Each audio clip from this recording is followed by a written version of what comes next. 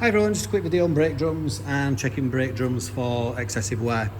So at the back of a car normally you've got brake drums, on modern cars at least that do still use them. This is the brake drum itself, which is effectively the cover, but the whole system's called a brake drum setup. So as the car's going along, spinning around, the drum spins with the car.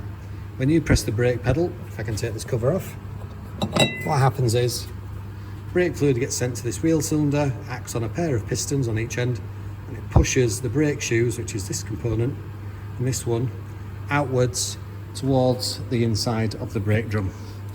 So as you can imagine, over a period of time, the brake drum's having shoes pushing on here, and it wears the brake drum out to the point where it gets wider and wider and wider.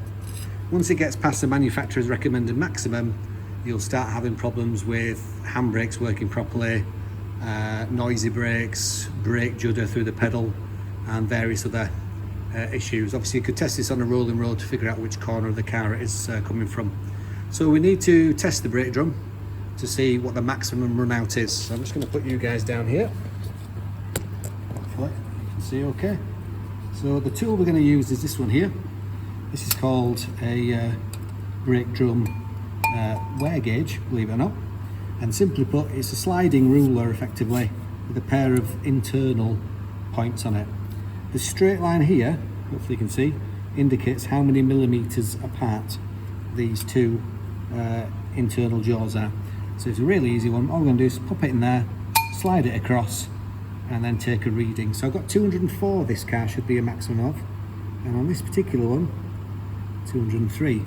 So it's worth checking it in a couple of places, because they do go out of round a little bit. Let's check again. 203. And I'm going to do it one more time just to be sure. So obviously there's a minimum that they can be, and this is 204 in this car. 203 and a bit again. So as it's worn down, the maximum distance it can be internally here, because of the shoes acting on it, it's 204 millimeters, and we've got 203. So it's actually in because the number is lower than the maximum. As it wears down and gets a little bit wider, it'll end up being 204 eventually. So a little bit of life left in this, so no immediate need to change, but obviously with only 1 millimeters worth of play in it, or margin, not long to go. Hope that makes sense. See you on the next one.